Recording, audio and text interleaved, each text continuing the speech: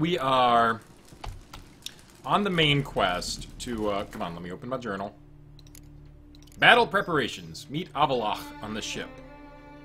So I don't know if that gives you real notice about where exactly we are, but seeing as this quest is getting pretty close to the level for the DLC, I'm guessing we're getting close.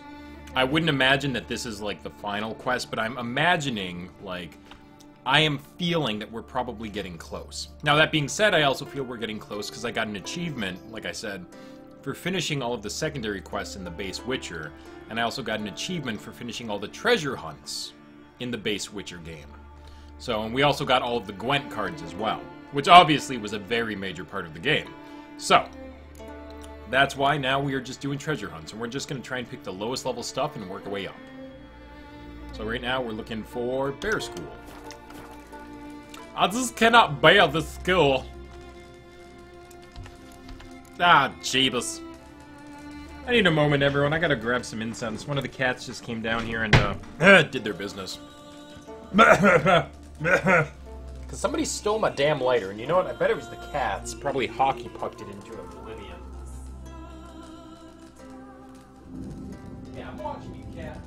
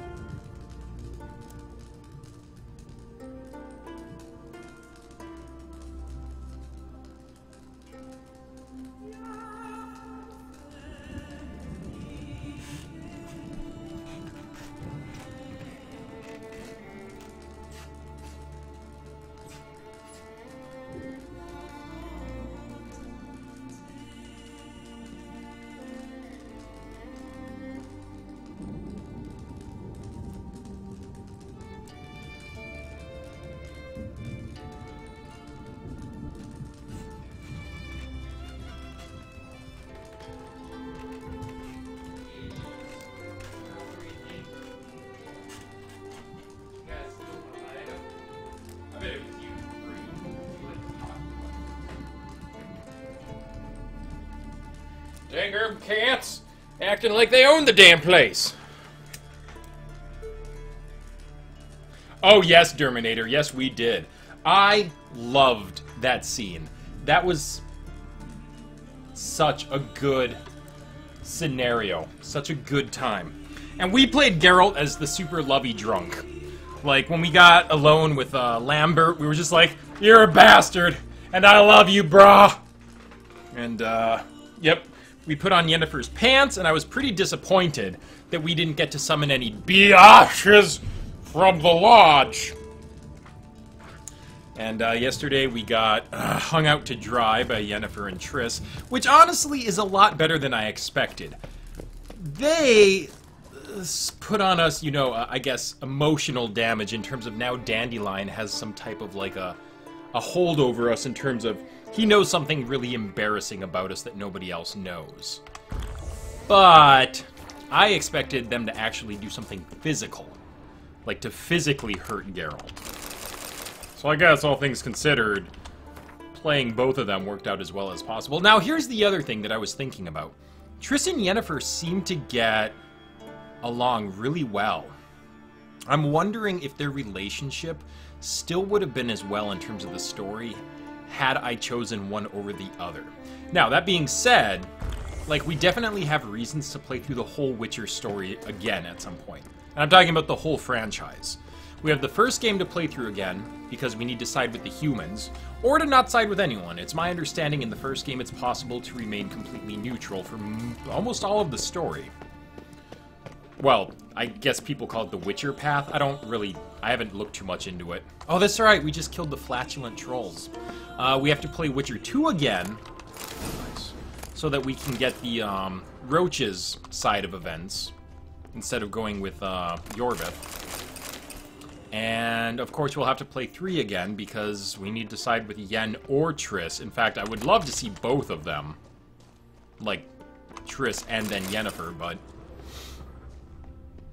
But this is all stuff that'll be way down the line. I'm not going to start a brand new game of the Witcher franchise right after finishing the Witcher franchise. So.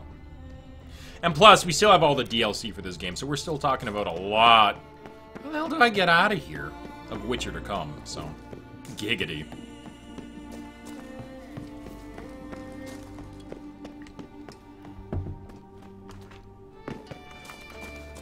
4 playthroughs in and you still haven't chosen Triss? Yeah, Derminator, I'm pretty sure chat was gonna have a straight-up rebellion if I had, as they put it, "Don't you dare break Yennefer's heart or I will hunt you down!" So, and I gotta admit, like, learning... Oh, I made a mistake. I did that so we didn't get blind from Cat when we walked out here, but now my inventory is full. I gotta find a shop.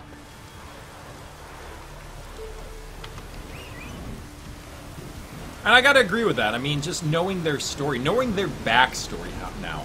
If I had never learned their backstory between Geralt and Yennefer, it would not have been difficult for me to tell Yennefer, hey, I don't love you. So... No, it's not pathetic, Derminator. People talk that same way about... Okay, so my girlfriend and I have been having this argument on and off for the last couple of days. My argument is basically that talking about video game characters, such as like between Geralt and Triss, or your own relationship with Triss or Yennefer, or being able to say things to them, or if you want to talk about writing fan fictions, if you want to talk about this, that, and the other thing, if you want to... You know, I always like to try and look for the motivations of characters when something happens in a game. Why did they do this? And then, of course, someone will always be snarky and answer, dude, it's just a game. They did it because they were programmed. Like, durr. But in my mind, talking about video game characters is the same as talking about celebrities. And in fact, in many ways, to me, a video game character, as pathetic as you're probably going to say it sounds, is more real than most celebrities. And that is by choice. I have no interest in celebrities. They are as real to my life as any video game character, because they're someone that I'll only ever see on TV, if ever. Their events in their life do not change my life. And what makes video game characters in a way more real than celebrities is I can influence a video game's character's actions. Which is why I felt much more attached to, like, Vesemir when he died, as opposed to, like, who's someone who... Leonard Nimoy, even. And I love Leonard Nimoy. He was an amazing person. He did amazing things, but I, you know, didn't have that same kind of connection because I didn't have any influence on his life or vice versa, really. So, Robin Williams. Okay, Robin Williams was a tough one because he committed suicide. That one was a tough one, just because, like, that seems very real to me. Now, it's more real to me in one way than in others. Like, he still goes with my argument of he's a celebrity, so. But I mean, like, that's sort of my argument of that particular ilk is celebrities just aren't really real to me. Obviously, they're real people. I'm not trying to say, like, hey, if you gain any kind of famedom, you're not real. But what I'm trying to say is the actions of a celebrity influence my life pretty much the same amount as the actions of a video game character. As maybe naive as that sounds. So, it is what it is. So, let's sell that. No, come on, man. I'd be willing to give you the 1 Orin. We can be bros. I gotta find more shops. Actually, what we should do is just go back to Novigrad. So that we can, How about a few rounds of cards? Gwent, specifically. So that we can just sell everything at once. Because the shops in Novigrad actually have some pretty legit stuff. Now, I know I'm probably not explaining it quite with a degree of eloquence that this argument needs to be made. But when I try to look at the motivations of characters, I also try to think about... Because, you know, people program characters. There are Derminator, but they don't have much money. Whereas I know that Hattori in Novigrad has somewhere around 6,000 Orins for all of my malarkey. So... plus I might actually buy some stuff from him. How are we doing this?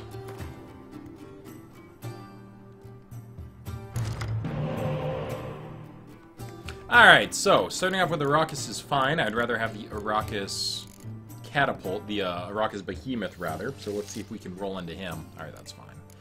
We only need 1 Vampire, which we have. I'm surprised Elementals don't have Horde. That's a shame. Doesn't mean hell, even the crones have horde. Anyway. We could actually reroll our Griffin. In fact, that would be best. See if we can get something useful. Scorch is useful.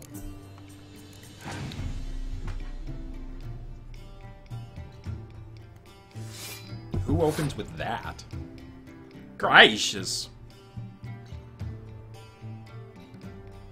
Okay, so we're going to want to save Dandelion, the Vampire, and the Crone for the next round. That's kind of been our wombo combo with the Beast deck. So pretty much anything else we have is kind of, you know, on the table for what we can play. So let's play anything that's lower than a 7 to keep it free from Scorch. And we have plenty of 6-point cards or less that we can throw out there. We have our 2 Elementals. Ah, you bastard. You bastard with your card advantage. She already had card advantage, but... we can also play the Arrakis if we want to. But anyways, like I was saying, with video game characters, someone had to program them. Therefore, actions for video game characters, in my mind, should be some degree of logic as pertaining to that character's temperament. Therefore, I do not see it as a wasted activity to, you know, form an emotional bond in ways with characters and try to understand them. Anyway, that's enough ranting about a topic that nobody was disagreeing with. So. Now, he's probably not going to have any other 7s he could play, so playing him is kind of a waste. We're going to want to save him. I do like to open the next round with Geralt if that's a possibility, so I think it might be time to throw out our Arrakis and see what happens.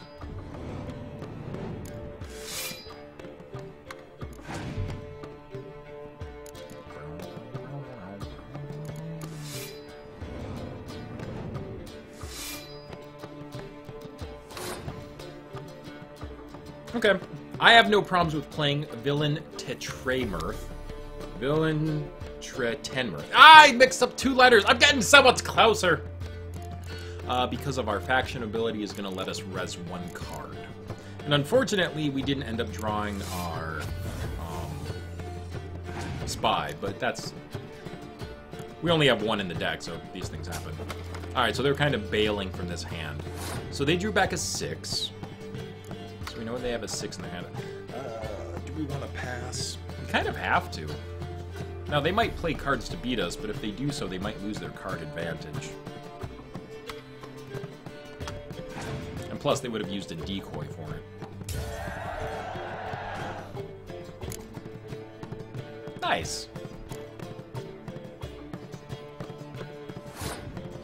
Cool. That means we can play this guy here, rather, and he's going to be protected from Scorch, him and his Horde, because it'll be 4 4s, 1 5, and then we have the 6 over there. However, I'm going to use this ability to bring back him. And that'll spend one of our churns, because then it takes a churn to draw that card.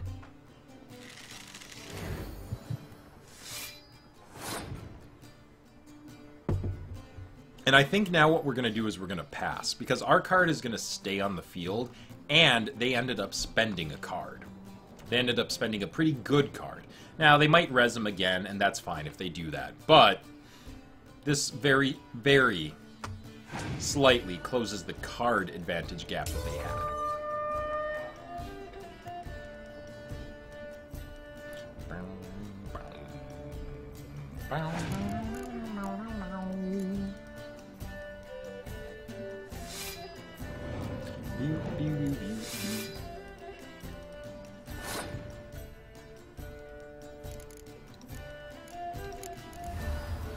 It might have been better to play Villain, because he would have taken out all of those. He might play just like a single 6 card or something. Alright, he's not going to make a difference. He's a strong card, I mean, don't get me wrong. He's not going to make a difference in terms of Scorch, though.